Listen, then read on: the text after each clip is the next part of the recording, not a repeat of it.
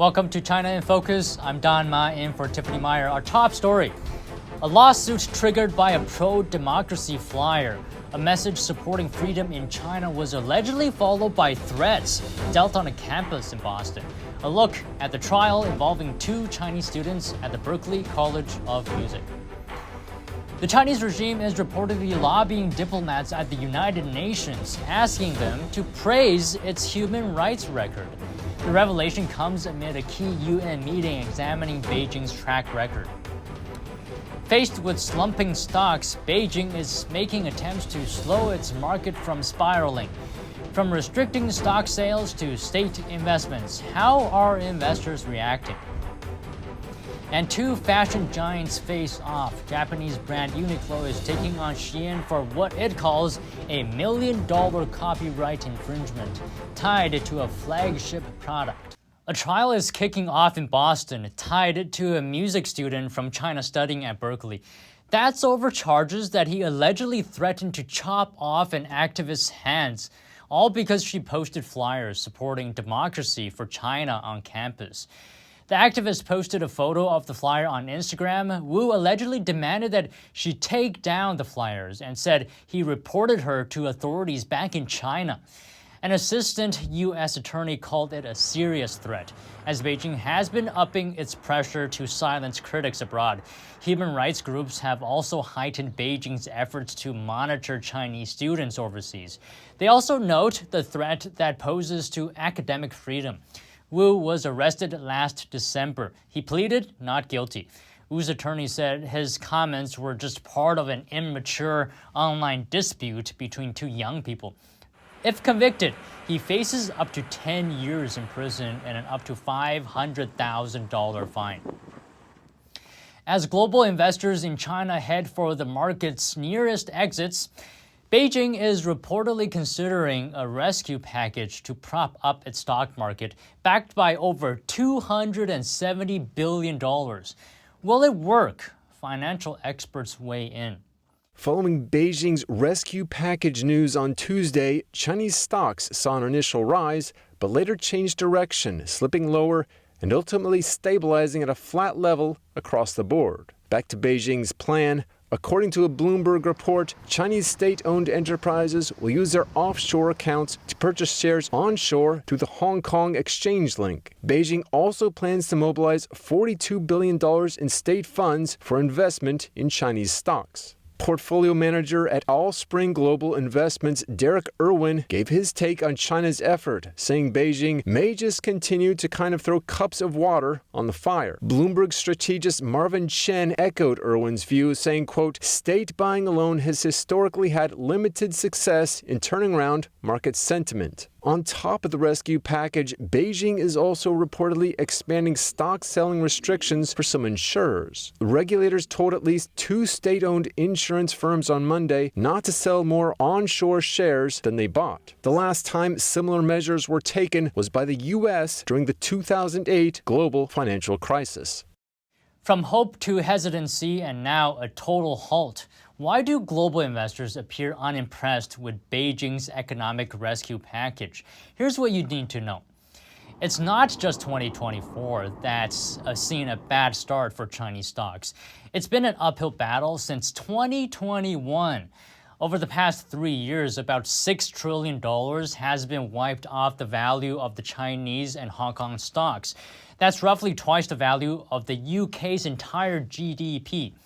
What's more, China's CSI index, an indicator of Chinese stock markets, has lost nearly half of its value since 2021, while Hong Kong's index, which lists the shares of many big Chinese companies, has sunk nearly 50%. Now, in contrast, Japan's Nikkei index and the US's S&P 500 are up 24% each. Moving to the real estate sector, investment giant BlackRock is reportedly looking to sell its office towers in Shanghai. And to speed up the sale, the New York-based asset manager is offering a 30% discount.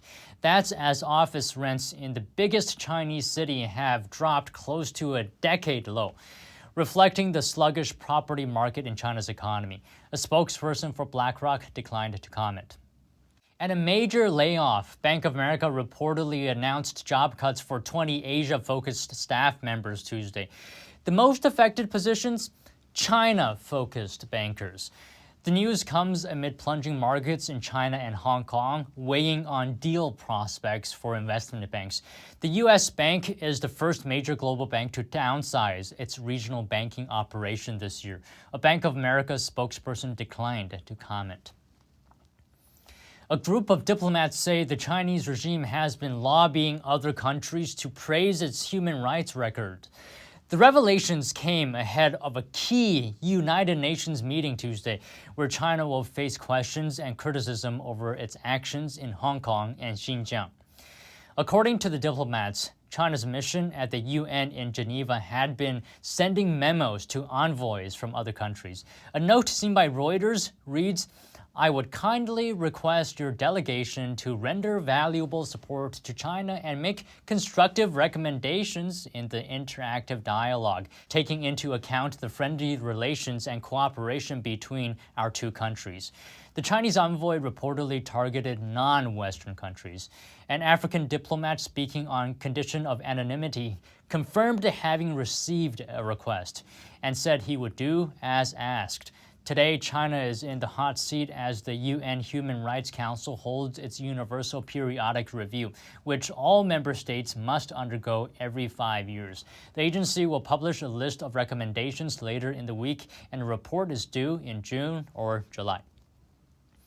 The Chinese regime in the hot seat as the United Nations reviews Beijing's rights record Tuesday. More than 160 countries registered to take part in the discussion. What cases did they make? Here's a closer look. The Chinese regime faced rare scrutiny of its human rights record at the United Nations.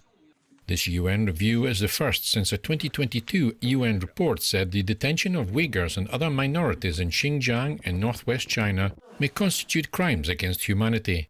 The UN's permanent representative issued recommendations, including to stop the persecution and detention of Uyghurs and Tibetans and allow freedom of religion or belief, as well as repeal the national security law imposed on Hong Kong by Beijing.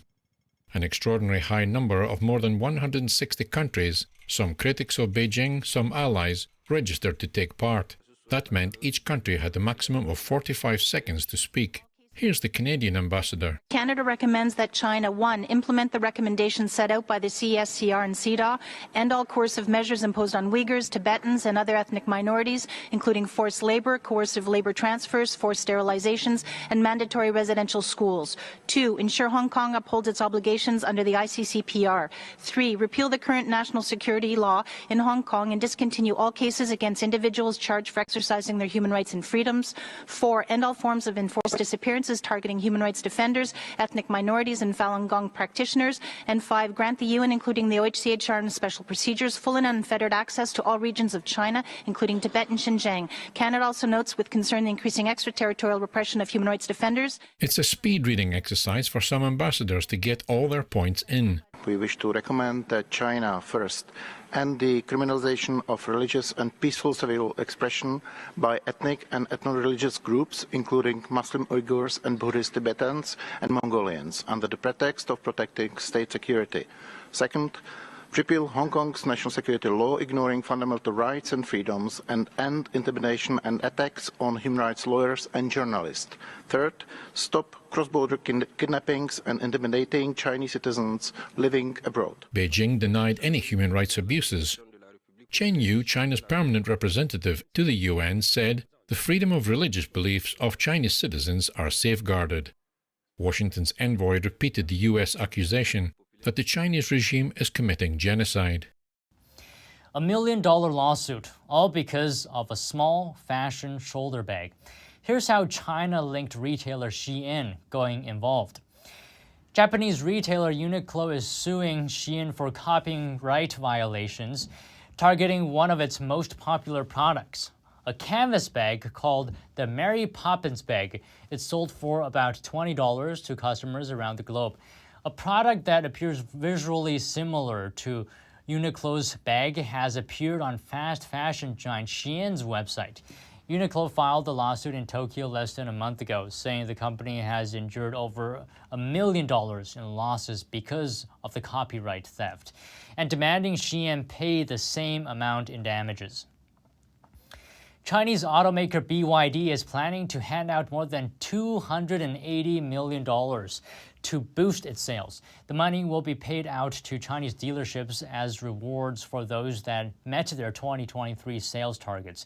This, according to Reuters, citing dealers with knowledge of the matter. The company sold a total of 3 million electric cars and plug-in hybrids in 2023, and in the fourth quarter, BYD outsold Elon Musk's Tesla for the first time ever, besting the brand in total electric car sales globally. Despite that win, U.S. investor confidence in the company is not necessarily high. One of the most prominent global investors, Warren Buffett, has sold more than 60% of his stake in BYD since 2022. Buffett is believed to have been cashing in on his BYD stock due to geopolitical tensions in the region, with a focus on Taiwan under the Chinese Communist Party's war threats. On top of that, the U.S. recently banned the Pentagon from buying batteries produced by BYD, as well as other Chinese companies, starting in 2027. Over in the UK, human rights group Hong Kong Watch warned Europe last week about risks posed by BYD. It comes after the company announced the establishment of its first European factory in France. Hong Kong Watch also warned about Chinese telecom company Huawei.